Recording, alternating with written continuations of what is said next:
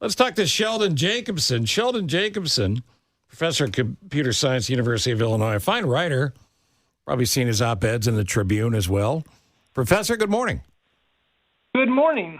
Nice to talk to you again. Andrea Darlis is here. Nick Gale is here. Andrea, first question. Oh, we love talking to you every time, well, all the time, but especially this time of year, Professor Jacobson, about the science of bracketology. And yes, for those who haven't heard you before, there is a science to it. Absolutely. The data is so rich that analytical models using artificial intelligence and other techniques enable us to tease out some insights to help everyone who's listening, who's going to fill out a bracket, and there's around 50 to 60 million brackets are going to be filled out this year, a chance to do a little better in their office pool. So it goes well beyond the record. So it doesn't matter if you're 31-3 or 22-12. I just happen to look at UConn and Stetson. It goes far beyond what their regular season records are. Absolutely. There's so much information that's available that the average person, the average sports fan would look at it and not make heads or tails. We know what their record is. We know, how tall their center is or how quick their point guard is. But there's so much underlying data that it helps us make sense of something that's very nonsensical. All right, so the logic would tell you a 1 versus a 16, a 2-15, those are all obvious. But then when you get into an 8-11 or any of those, things get a little dicier. What are we missing? In the world of numbers, what are we missing?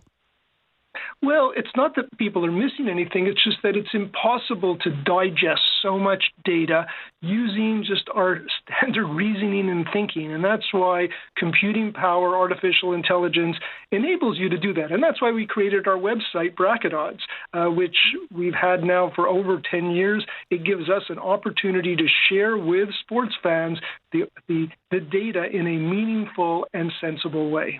Does it also take into account if, say, so we were just talking to Dr. Most. He's a Kansas guy. He said, I don't think we're going to get out of the first round. We have a couple players injured. Does it take extraneous factors like that into account as well?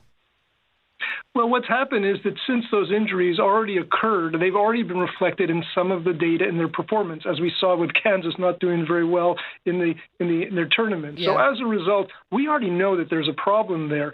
On the other hand, they are a 4-seed Kansas, which is a good thing. However, 4 seeds do get upset by 13s, and it turns out they happen to be facing Samford, which is a really good 13 seed. Mm-hmm. Does that mean that they're going to lose? No, not necessarily, but there's like a 3/4 chance that Kansas is going to win, but which is still high. But on the other hand, an upset is going to occur, and is it going to be Kansas? Well, the key to remember is the upsets that you expect are never the ones that happen. So given that fact, everyone expects Kansas to be an upset.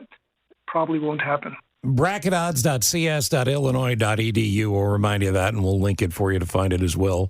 Or you could just Google up our friend Dr. Sheldon Jacobson and Bracket Odds, and it'll pop for you as well. You can't numerically take the emotion out of this, right? The bias that we all have for our school, the homerism. Well, we all are rooting for someone. How could you put in a bracket a team you aren't going to be rooting for? If you're rooting for a team, how could you say they're going to lose? So there are these biases, and that's fine, and that's why it's fun.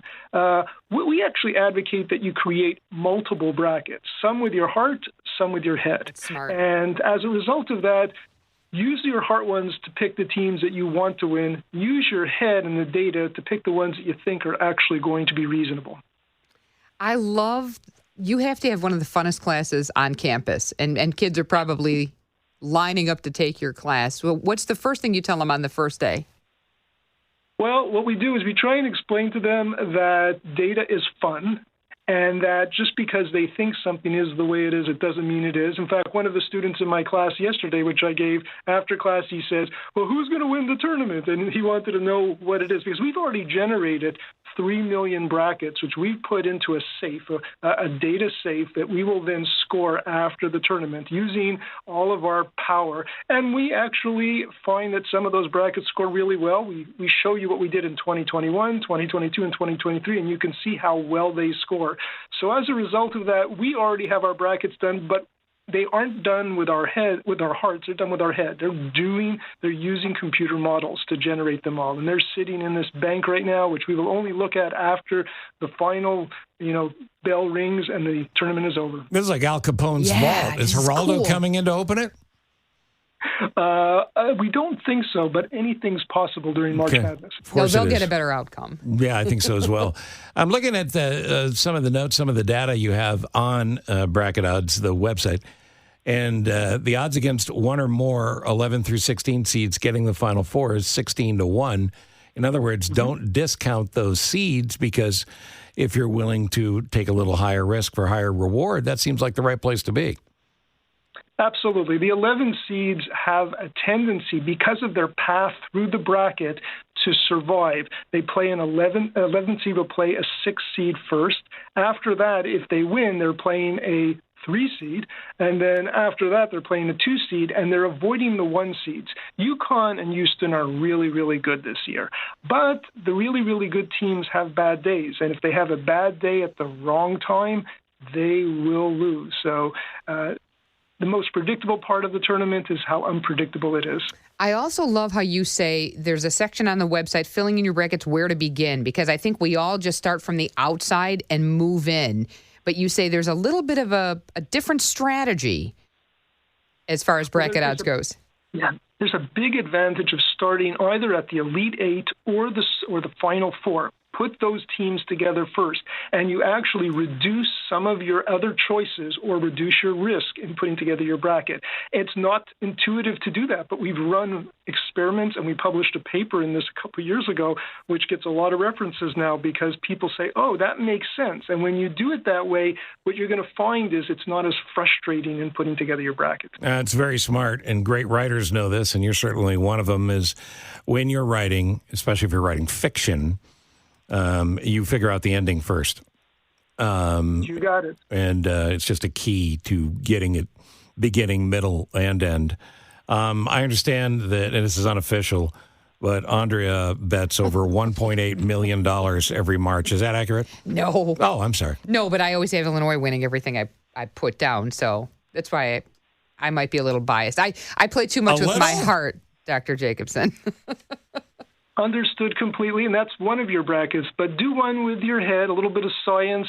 And Illinois, as a 3 seed, you would expect them to be able to reach the Sweet 16, but then they'll have a challenge, unless Iowa gets knocked off by a pesky Drake team, for example, in the round of 32.